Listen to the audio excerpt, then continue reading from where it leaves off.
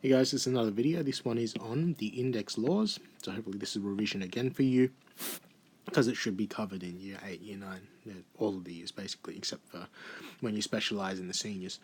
So senior years of maths. So given numbers written in index notation, you can use certain shortcuts to simplify the terms when you're doing operations with index numbers. And these shortcuts are known as the index laws. So there's 7 of them here. Keep in mind, something to put in cheat sheet or to remember. So the first index law is when you are multiplying two numbers. So this first one, this second one, they have the same base number but different powers. If you're multiplying them together, all you need to do is keep that same base number and add the indices. Okay, so if you multiply numbers with the same base, add the indices. If you are dividing with the same base number, instead of adding, you subtract the indices. And it's important that it is the first number, or the number on top of the fraction, or the number that you are dividing comes first, and then you subtract the second one. You subtract the index of the divisor, because the order of division and subtraction is important. So if dividing numbers with the same base, subtract the indices. Now, if you have an index number, something in index notation in a set of brackets, and then you're raising it to a power as well, you multiply the index inside the bracket and on the outside. So if raising a power to a power again, multiply the indices. If you are multiplying two numbers together inside a set of brackets, and then you're raising that to a power, that power sort of applies to both of those numbers that you're multiplying in the brackets. So you can remove the brackets by doing that. If a product is raised to a power, so a product is when two numbers are multiplied together, each of those factors in that product is raised by that power. So you can see that A is raised to the n, and B is also raised to the n power. A few more. If you are dividing, so if a division is occurring in a set of brackets and then you're raising the result to a power, that power also applies to both factors in that division. So if a division is raised to a power, each factor is raised by that power. So you can see the A and B stay in the same positions, but the power is applied to both. One other thing, which is just a rule basically, not really a law, if any number is raised to the power of 0, it is automatically 1, as long as that A is not 0, because 0 is 0. So any number except 0 that is raised to the power of 0 is 1. And lastly, and the trickiest one here, if a base number is raised to a negative power, the result of that is the reciprocal if it was a non-negative power. So let's say, well, you can see here, the reciprocal is the inverse or the flipped version of a number. So before it was a to the power of negative n. If this power wasn't negative, it would be a to the power of n, and you've just flipped it around. So the negative basically puts any number underneath a 1 in a fraction. Okay, so the reciprocal of any number is just the number flipped, written as a fraction. So say 5, written in fraction form, is 5 over 1. And the reciprocal of that will be 1 over 5. So that's what's happening here when you're putting to a negative power. You're just flipping the fraction over. So let's see how some of these laws apply. Simplify k to the power of 5 and k to the power of times by k to the power of 3. You're multiplying, so you apply index law 1. It's the same base number, k, and you add the indices. K to the 5 plus 3 is equal to k to the 8.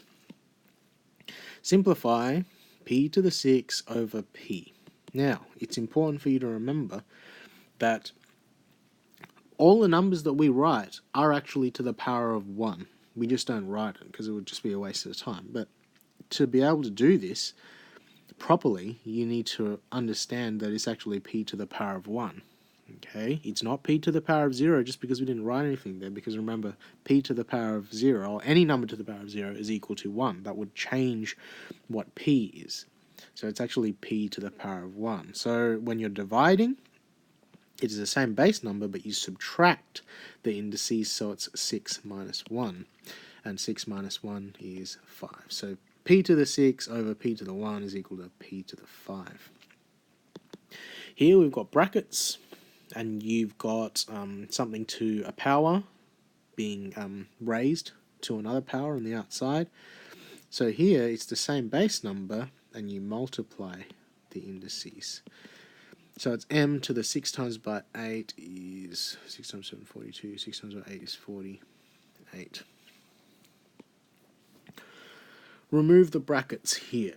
So here you have to understand that there's a product going on. It's 3 times by w inside the brackets. And we've shown with the index laws that the power on the outside of the brackets is applied to both of the factors of the product. So this, without the brackets, is 3 to the power of 2 times by 3 to the, not 3, w to the power of 2. Now we know what 3 to the power of 2 is. 3 times by 3 is 9. We don't know what w is, so you leave it at that, 9w squared. Remove the brackets here. This is a fraction, so it's a division happening inside the brackets, but once again, the power on the outside of the brackets is applied to both lines of the fraction. Now it's tricky here. You need to remember that when you have a fraction, it's unwritten, but both the top and the bottom are actually bracketed. So if you were to forget that, you may have written 5n cubed without the brackets around 5n. That would be wrong, okay? You need to group properly. So now we can simplify, or can finish removing the brackets. 1 to the power of 3, 1 times 1 times 1 is still 1. And here we need to apply index law 4 because we have another set of brackets here because we followed the proper writing rules of fractions. That is 5 to the power of 3 and n to the power of 3. So 1 over 5 times by 5 is 25, times by 5 is 125, n to the power of 3. So now that's fully removed. Simplify 999 to the power of 0. Well, we've told you any number to the power of 0 is 1. And simplify 1 3/4 to the power of negative 2. So firstly, we need to convert 1 3/4 to an improper fraction, so a bigger number on top of the bottom, because right now it's a mixed fraction. It's a whole number and a fraction. So 1 3/4 is actually 7/4, and you're raising that to the power of negative 2. Now I've told you, according to that index law, where it's a negative power, it causes the result is the reciprocal with the non-negative power. So it's the reciprocal of a fraction is the fraction flipped, so it's 4 over 7 to the non-negative power 2. And then we've seen from our previous index laws that index on the outside of the brackets applies to both lines, so 4 squared over 7 squared. 4 times by 4 is 16, 7 times by 7 is 49, and I don't believe that cancels down. So you'd leave it at 16 over 49. So that is a few examples of using the index laws.